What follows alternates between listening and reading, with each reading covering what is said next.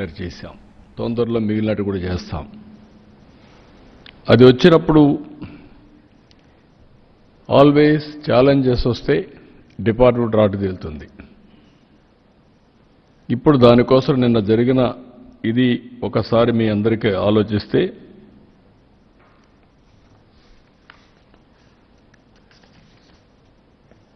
నకిలీ మద్యం మొలకల చెరువు 23 మంది నిందితులను గుర్తించాం. 16 మందిని అరెస్ట్ చేశాం. ఇబ్రహీంపట్నంలో 12 మంది నిందితులుగా గుర్తించి 7 మందిని అరెస్ట్ చేశాం. 4 పీటీ వారెంట్లు నమోదు చేశాం విదేశాల్లో ఉన్నారని.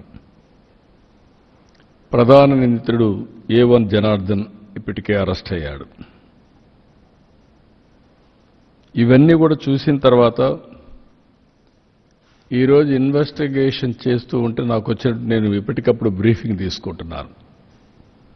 తప్పు చేసిన వాడు ఎవ్వడు కూడా తప్పించుకోవడానికి వీలు లేకుండా చేయడం కోసం డిపార్ట్మెంట్ అప్రమత్తం చేయడమే కాకుండా ఎక్కడెక్కడ సమస్యలుంటే అవన్నీ కూడా అనలైజ్ చేసుకొని నేను చెప్పాల్సి కూడా చెప్తున్నాను. ఎవరిని వదిలిపెట్టద్దండి.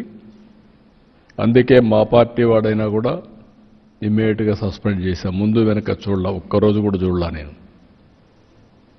నేను ఒక్కరోజు కూడా చూడలేదు అంటే నేరస్తుల్ని ఎవరిని వదిలిపెట్టను అనేదానికి దానికి అర్థం.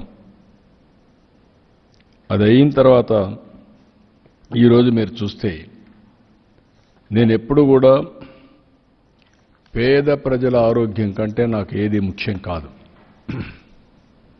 నేను పదే పదే చెప్తున్నాను. అది చెప్పినప్పుడు మొలకల చెరువు వచ్చిన సంఘటన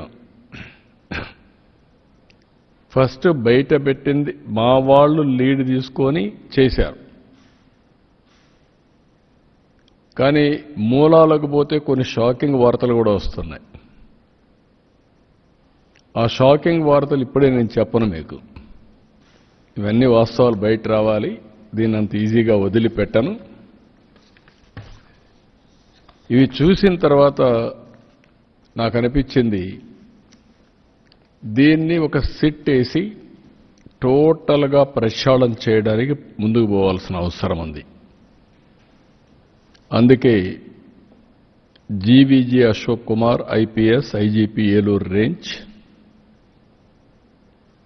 Rahul Dev Sharma IPS director enforcement provision and excise, K Chakravarthi IPS SP CID, Mallika Garg IPS ఇప్పుడు టెక్నికల్ మెంబర్గా ఉంది. అదే మరి ఆర్టీజీఎస్ కూడా పనిచేస్తుంది ఆవిడ్ని.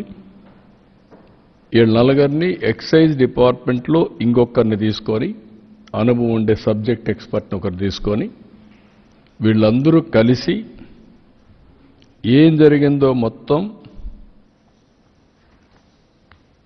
ప్రక్షాళన చేసే దిశగా తిరిగి ఎలాంటి నేరాలు చేయాలంటే వణుకు పుట్టేట్టుగా చేస్తాం.